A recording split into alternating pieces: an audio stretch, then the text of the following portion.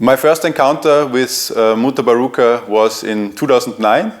Indeed, it was in Raytown, so as we know, a very epic place for Muta himself, as he spent his childhood there. I met him at the Raytown Old Hits party on a Sunday session. We did a small photo, and basically that was it. A few years later, I had the opportunity to see him live in Vienna at the University at 2 sessions where he spoke about Rastafari and also globalization. And of course, you can imagine this was a very special moment for me. Mutabaruka coming barefoot, of course, into the university, full lecture hall, and giving his speeches like a cutting edge. And was very inspiring for me. So in the further development of myself as an ongoing anthropologist, I came to the conclusion to do my master thesis on Mutabaruka, and in specific on his 2 radio shows, Steppin Razor and Cutting Edge. And I had the pleasure to get Werner Zips, a famous anthropologist and university professor in Vienna, as my supervisor on my master thesis. And yes, I went to Jamaica again in 2018 for my 3rd time already. And then I had the possibility to see Mutabaruka. I met him, we did some interviews, and I also got the opportunity to attend a live radio show of the Steppin Razor at the Irie FM studios in Ochi. It was also a very special moment, as you can imagine, seeing Mutabaruka live in action for the 4 hours program. And we even had the opportunity there that we speak live in the program about the ongoing project. Eventually, my master thesis was quite okay, according to my supervisor.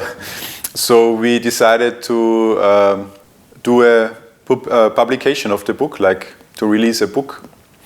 Of course, it was adapted a little bit, and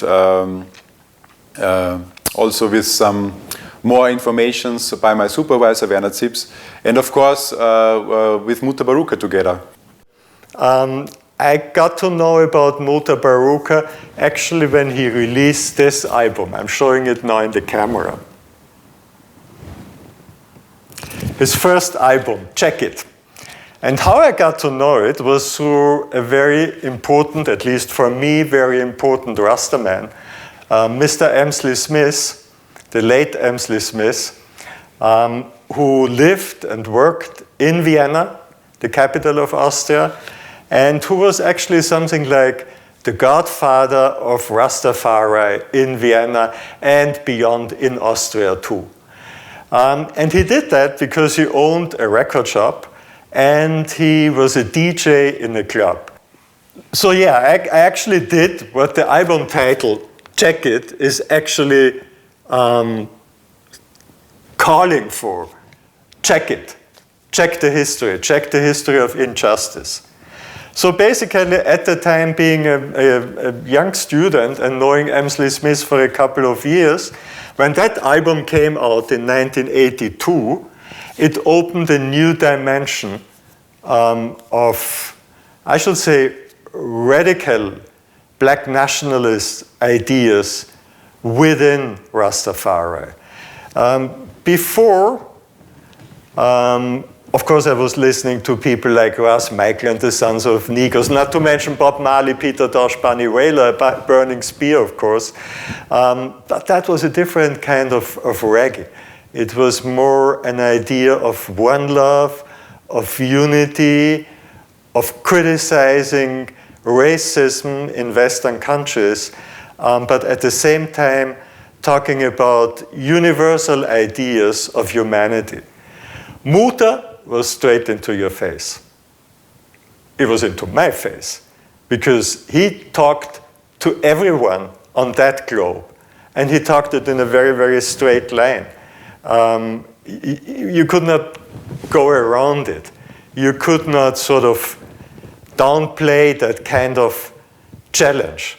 You had to face that challenge and you had to respond to it. At that time, I was still a student, a fairly young student, 1982, that's more than 40 years back.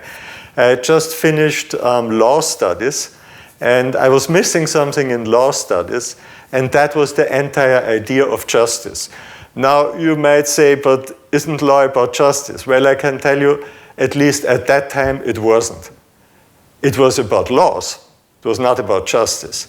So that was my approach to Rasta, first before I listened to that album, and then to Mutabaruka, because he was putting the finger on the injustice happened and committed to black people from mostly Western nations, not only.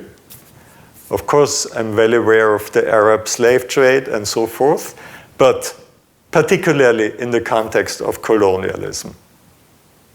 I think it influenced me, in fact, to move into anthropology, to take up that other angle of justice in the sense of fighting against injustice. And then, yes, in a nutshell, I first encountered Mutabaruka live at the Reggae Sunsplash in 1984, and I believe in our book there are a couple of images from that particular concert. This one, for instance, you could see a very, very young Mutabaruka dressed in all white. And well, I was backstage and I could take these pictures close up, and it was a breathtaking performance, in fact. And then a few days later, I saw Mutabaruka live at the occasion of the opening of a Nyabingi Center in Pitford. And as I remember it, it was at least an hour-long talk, talking to Rasta about critical aspects of Rasta. And that was a completely new angle to me, because here I could hear for the first time the public intellectual Mutabaruka would become much later in his life. And I think so in a way, it's a book on a person, on Mutabaruka, and how he uses that important medium, Irie FM, big up Irie FM, I love that channel, if I may say that at this point, how he uses that medium to actually become something like the conscience of Jamaica. And he reaches not just Rastas or ordinary people. He reaches, of course, the elites, intellectuals from the university, people like Professor Caroline Cooper, people like the late Professor Barry Chevans, and many others. And of course, even politics. They may not admit it, but I'm sure they are listening to Mutabaruka. So we too, and then of course with the consent of Mutabaruka himself, we decided for that title, the Verbal Swordsman. And yeah, it's symbolized by Mutabaruka drawing a samurai sword, a katana. And yes, a katana, it said, if you put it to a piece of paper, right, and you don't even use much power, it cuts through. And that's basically what Mutabaruka does with words. Of course, that's quite, how should I say, a dramatic title, but we felt if we talk about Mutabaruka, the folk anthropologist, which to my understanding he is, or the folk archaeologist, digging up the roots of social ills and problems and issues in Jamaica and the Caribbean, people would say, what? Anthropologist, archaeologist? So it wouldn't be maybe that attractive. That's what the title is about, and that's actually how two Austrians challenged by Mutabaruka came to go deeper into what he is saying, and then decided to co-write, co-author a book together, jointly with him. And basically we have 7 chapters. So the first chapter is about Mutabaruka. He gives insights on his own childhood and on his own growing up, becoming a Rastafari, and he gives insight into the different Rastafari groups he has attended, and also talking about his Rastafari view nowadays, about the diversity within Rastafari. The second chapter deals already with Mutabaruka's radio shows, Cutting Edge and Steppin Razor, and we tried to provide some background informations and also to outline the influence the radio show has, and also giving the background story again, how Mutabaruka actually ended up being a very successful radio moderator and on Irie FM. After the general chapter on the radio shows, we have 4 chapters dealing with certain topics that Mutabaruka is dealing with in his radio shows, but in general also when he writes poets or when he gives concerts. And obviously he's also dealing with these topics in his songs. The first topic is politics.